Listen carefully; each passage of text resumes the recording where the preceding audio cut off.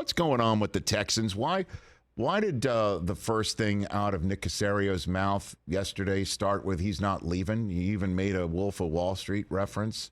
What was that all about yesterday? Well, there were some rumors that surfaced last week that he's leaving after the draft. And, over the years, that comes up from time to time in connection with a given GM. And my experience has been that more often than not, when those rumors start circulating, there's something there. I remember it happening with Mike McCagnon, the Jets GM, a few years ago. And I remember poking around before the draft with people who would presumably be in a position to know.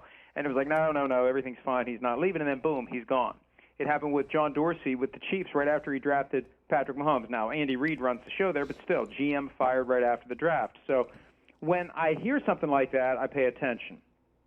So John McClain, who has covered that franchise forever, he raised it and knocked it down. Mike Silver of the San Francisco Chronicle, formerly of NFL Network, he said that the talk is Adam Peters, the 49ers GM, would be in play to replace Caserio if he left. And so he had to say something. He felt compelled to say something. But when you look at what he said, Rich, he made it clear it's his perspective. The circle isn't complete until ownership says he's not going anywhere.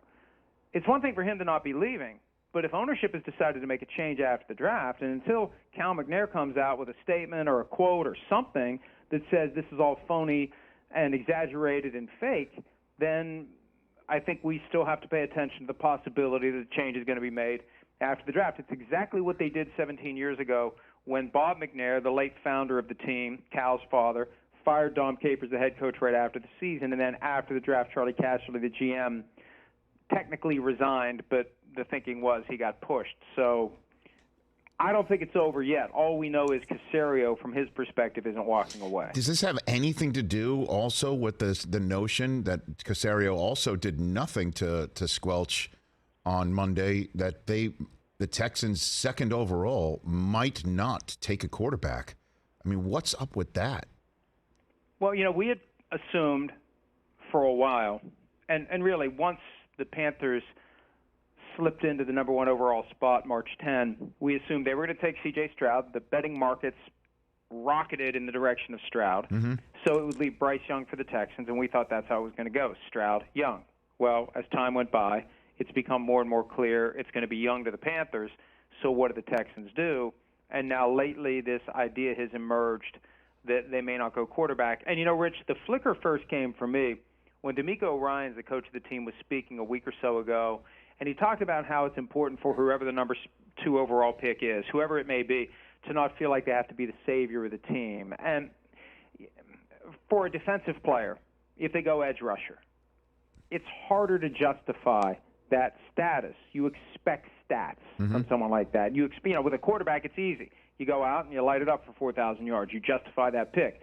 It's almost the same situation as when they took Mario Williams number 1 overall. Like, how many sacks do you need to get people to say, yeah, that was a good decision? And I think that D'Amico Ryans putting that idea out there, I think in hindsight is a clue that they're thinking about not going quarterback second overall. And look at where Ryans just came from.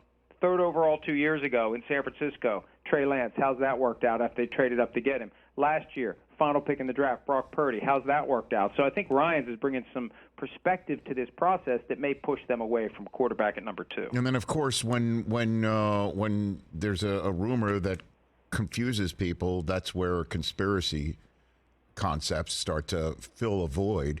And again, a team like the Texans choosing second overall and having the pick of the entire quarterback class, save whoever is chosen by Carolina, just is so confusing of a notion.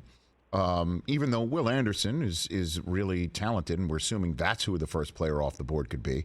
This one long wind-up for the pitch to ask you about the conspiracy theory that the Texans won't take Stroud. They will definitely not take a quarterback second overall, certainly if Stroud is that choice, because he shares the same agent as Deshaun Watson. Is that possible?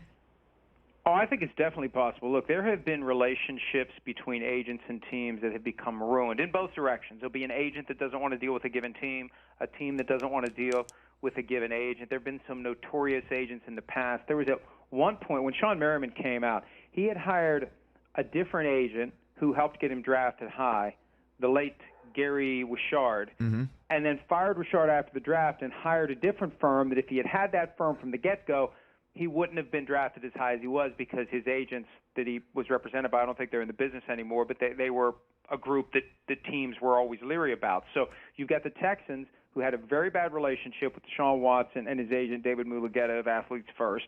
And could that cause them to say, we don't want to have to deal with this again? Now, we'd have to know what's going on behind the scenes to try to mend fences, but it was ugly. Now, at the end of the day, it was a win-win. Look at what the Texans got for Deshaun Watson. They were able to move on, and Watson was able to move on. There's reason for the two sides to find some common ground in the fact that they both did come out of this with a victory. But it was an ugly, nasty process, and who knows what was said between executives and agent back when Watson made it clear he wants out. And there were some strong feelings. Remember, he had some candidates for the head coaching position that he submitted to the team when he was under the impression he was going to be involved, and they ignored them. Robert Saleh and Eric Bieniemy ignored by the Texans, not even interviewed by the Texans, and those were two names that Watson had supplied through his agent. So it's quite possible there's hard feelings there that still linger that would have to be, at a minimum, processed before you get to the point where you're ready to have another relationship like that with the most important player on your team. Catch the Rich Eisen Show every single day on the Roku channel, 12 to 3 Eastern, for free.